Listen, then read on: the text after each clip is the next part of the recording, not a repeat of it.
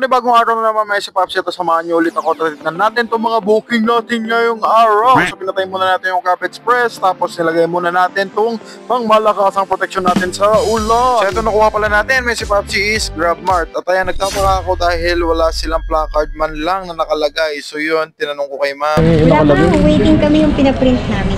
Pinaano namin. Sige. Meron kasi yan eh. Sige po. Thank you po.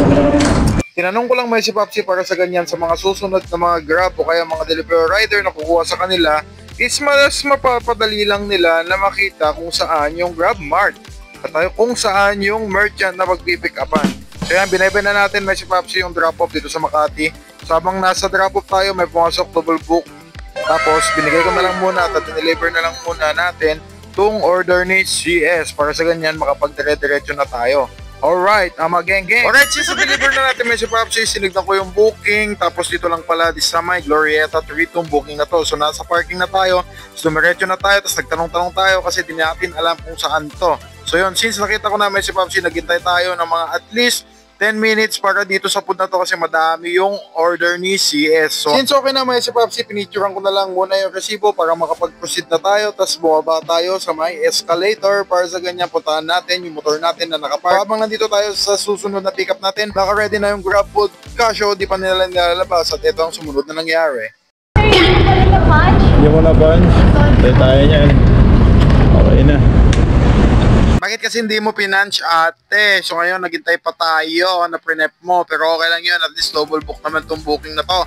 Dumagdag pa to ang stoplight dito na 2 minutes ang kahaba. Nakakawala na ng pasensya, right ko na naman. Yes, nandito na tayo sa may drop-off natin, pinatanggal nila yung bonnet natin para makita yung tamang kalbo natin ngayong araw for today's video. So na-drop na natin, may si Popsi, punta na naman tayo sa susunod na drop-off natin. So yan, nakarating na tayo sa katotohanan, may si Popsi na yung deliver natin ng 24 chicken is dito na sa bahay na to. Itong blue gate na to, napakalupit nga naman talaga. Nandito si ma'am at binigay ko yung food pero ang alam niya bayad na pero hindi pa pala kasi palagi daw siya pay ang payment. Sabi nga din ng customer, nagkamali lang ng pindot kaya napalit yung cash at saka GrabPay. So inabahan lang natin yung pasensya natin may si Popsi na maghintay para makuha natin yung payment. At ayan, nakuha na natin yung payment, binigyan na ni ma'am. Tapos sinignan natin, may sukli na nga 3 may si Popsi, may tip pang 20, di 23. Ayos na ayos to, tip to papi. Nung nakita ko ng maayos may si Popsi, binag ko na nga para sa ganyan baka mamaya tumalon pa mawala pa yung tip natin. Medyo naglelo lang tayo may si Popsi kasi gawa nga ng unang booking pa lang at ganyan na, negative na yung wallet natin. So kailangan natin na bullet at may balik natin sa positive para sa ganyan hindi mag-minus X, Y axis. So ano ba yan? Aroy, ilabas na natin yung cellphone natin. Dito tayo sa market para kunin yung bidang saya which is yung Jollibee na to. May si Popsi, single booking lang to sa loob ng market. Nakuha na natin yung card na pass palabas. So yan, papunta lang to sa may Taguig Pembo. Akala ko dito na yung drop may si Popsi, lumagpas pala ako at nandun si Sir Rosso. Tinakbo na natin konti tapos nagbigay pa yan ng tip pero pasimple lang para sa ganyan hindi masyadong alata. Happy na naman si Totoy. So tinignan natin yung kakapasok lang na booking may si Popsi at ito papunta ng BGC ulit. So makiat ulit tayo, nasa baba tayo basement which dito lang yung pwedeng parkingan ng mga motor. Tapos pumasok na din tayo sa mismong mall may si Popsi. Nung nakuha na natin tong food, ayan, dumiretso na tayo, lumabas tayo agad. Yan naman si Popsi, bigla tayo nakakita ng dilim pero yan pala ay Bulaga. Nandiyan lang may si Popsi. Tinignan natin tong booking natin at titignan natin yung time travel natin tsaka yung kilometro para sa 125 GrabPay with 10 gems may si Popsi. Sabi kong grrrr. Nandito na tayo may si Popsi sa may konto na to. Text din natin si customer na nandito na tayo. Tapos bumaba naman na. Tapos binigyan na natin yung food na kakainin niya. Napakalupit nga naman nun. Goods ka pa dyan. Ang init na papi. So yan, nakita natin itong palamigan dito sa gilid lang ng kalsada may si Popsi. Nag-decide tayo, no? Minom na lang muna para sa ganyan. Ma-refresh muna yung katawan natin. At pati yung motor sana. Kaso hindi naman umiinom ng palamig yung motor. So may pumasok na booking na may si Popsi. Puntahan na lang muna natin kung ano to. Nagtataka ako dito kasi GrabMart to. Tsaka gusto kong i-cancel sana tong booking na to. May si Popsi kasi medyo malayo-layo. Tsaka pababa ng Taguig. Pero buti na lang ito yung sumunod na nangyari. Buti na lang din natin kinancel papi. Ito ang nangyari. Ito. Group order papi. Sakto may kasama. Good stuff. Buti na lang may konting pasensya tayo may si Popsi kaya hindi natin kinancel. So yan, nabigyan tayo ng double booking which is yung payment is 200 na with 22 gems. Minsan lang kasi tayo mag-cancel may si Popsi, lalo na sa mga alanganin lugar, tapos yung alam natin na walang booking, wala tayong pabalik, doon lang tayo nagka-cancel. Pero kung alam naman natin na dire-diretso yung booking natin, is why not na hindi natin kunin lahat. So nandito na tayo, may si Popsi sa Robinson, nakuha natin itong pangalawang Grab Mart. So pagpasok pa lang natin dito sa condo, may si Popsi, sasabihan na natin si ma'am na 2 minutes o 3 minutes, nandito na tayo. So nandiyan natin si ma'am, naghihintay na din.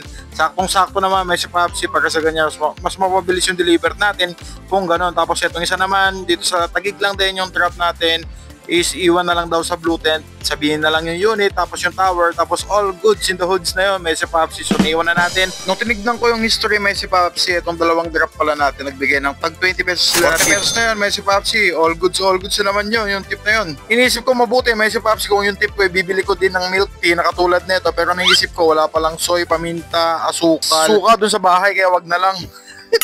Medyo bibilisan lang natin konti may si Popsi kasi madaling matunaw tong milk tea na to, kaya yun, proceed na tayo agad, diniretso na natin agad na i-deliver natin agad may si Popsi. Para sa ganyan, yung comfortability pa din ng customer is ma-reach pa din natin may si Popsi, no, bilang isang rider.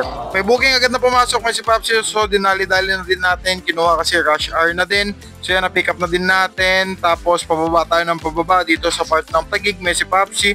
So nakikita naman natin yung view, ayan, medyo nakahinga tayo dito konti kasi gawa nga ng traffic yung mga binaybay natin. Dito banda may si Popsi, lumaylo muna tayo sa pagpiga ng Silinya Torque may si Popsi kasi gawa nga ng maaliwalas kasi. Pagka-drop natin itong pagkain may si Popsi, nagulat ako at medyo may basa konti sa baba, tapos tinanong ko naman si CS kung ano ba yung pagkain. Sabi niya naman wala naman daw basa.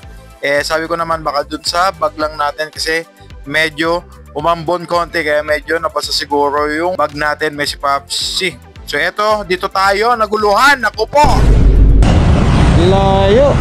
Ayoko kasi mag-cancel, papi. Dahil sa ayaw ko talagang mag-cancel ng booking may si Popsi, sinumiretso na lang din tayo kahit 4 kilometers na yung layo. Habang nagdadrive tayo, napapailing na lang tayo kasi wala ganun talaga may si Popsi. Nung pagdating natin sa Venice may si Popsi is kompleto na yung food na pipikapin natin, tapos ang ginawa natin na sumikot-ikot na lang muna tayo, tapos yung mga madadaanan natin, binidyo-video natin na may mga pailaw-ilaw pa, may mga chuchu pa, at eto pagkain na to, ang dami nang nalakpasan ng mga lugar. Yung gabi na din may si Popsi, tapos eto nga, tinignan natin yung mapa kung saan papunta to ng Pasay. Di ko inakala may si Popsi na English spokening pala yung makakausap natin. Kabila. Sabi. About the other side. Yeah, that's right. Thank you. Thank you, sir. Thank you. Thank you. Buti na lang may si Popsi is kahit ganun kalayo kanina yung booking natin is pinasukan naman tayo ng double book, which is etong nakakatakot na pizza na etong malaki na to may si Popsi, magengeng na naman. Tapos yan may si Popsi, nakita natin SNR, pinagpe-pray lang natin may si Popsi na sana is hindi umulan para sa ganyan hindi mabasa to kasi hindi kasya to sa grab bag, tinatalian lang natin to. So yun, na-drop na natin dito sa may Naiya Arrival may si Popsi, yung isang SNR, tapos yung isa naman is papunta ng Moonwalk. Tapos yan, na-drop na lang din natin, tinanggal natin yung mga tali. Tapos yan si sir, papasok na sana, pero sabi ko naman yan may binigay pa na tip. Buti na lang, naghintay tayo ng ilang segundo, papi, para sa ganyan makuha natin. Sarap-sarap na naman yun. Tinignan ko na mga si Popsi yung earnings natin within 6 hours na biyahe natin. Nakakapagod lang yung traffic talaga nakakapagod dito. Yung pagdi-deliver walang problema. Yung merchant wala namang problema, may si Popsi.